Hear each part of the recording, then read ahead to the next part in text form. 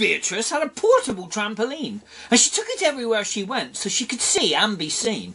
I saw her in a cornfield above the corn, bouncing so proud. I even heard a passing plane had seen her bouncing in the clouds. Her trampoline was handy in case she needed to take a shortcut. Walls and houses weren't a problem. She even jumped the whole park after it was shut. But the funniest story I ever heard was one day as she jumped the whole farm. A bunch of goats had used her trampoline as fun, but with no intention to harm. But the trampoline had moved as Beatrice returned to the ground, and with her arms in front of her worried face, she hit a cowpat with a splattering sound.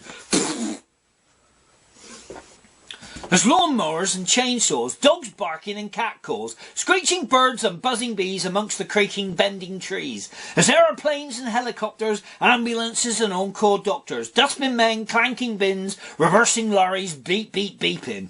Telephones ringing, school kids singing, magpies chattering, pigeons cooing, horns a honking, a pelican crossing, roadworks drilling, hammering and noshing, trains and tractors, cement mixers, hoovers, blenders, kettles and food mixers.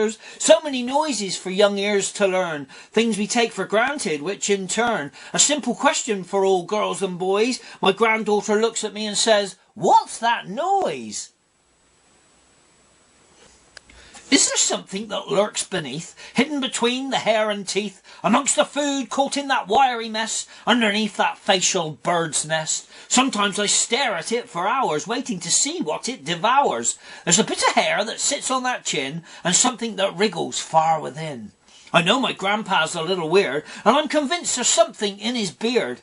And then I see one, no, there's two of them. I know what they are now. I see them when he grins. Kind of like slugs and a little like worms. Puckered up, they join together in turn. I see them now when he drinks and sips. They're nothing more than a pair of lips.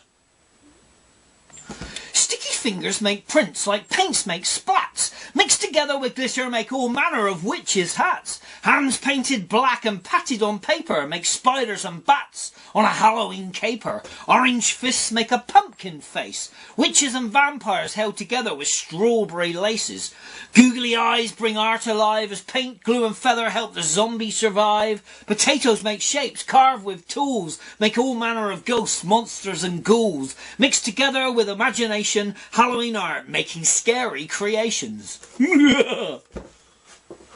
Her trampoline was handy in case she needed to take a balcon.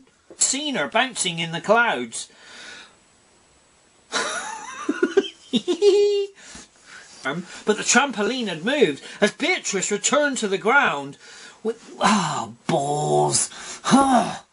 Turned to the ground with her arms in front of her worried face. She hit the ow! And I even heard a passing plane had seen plane. Bouncing Beatrice had a portable trampoline. She did. She really did. I ever heard was one day she jumped a whole farm. A bunch of goats had used her trampoline as fun, but monsters and ghouls mixed together with imagination, Halloween art. Let's kids make some foul to learn things we take for granted, which in turn a simple question for all the girls in trees. There's aeroplanes and helicopters, ambulances and all. There's lawnmowers and chainsaws, dogs barking and catcalls. That's right.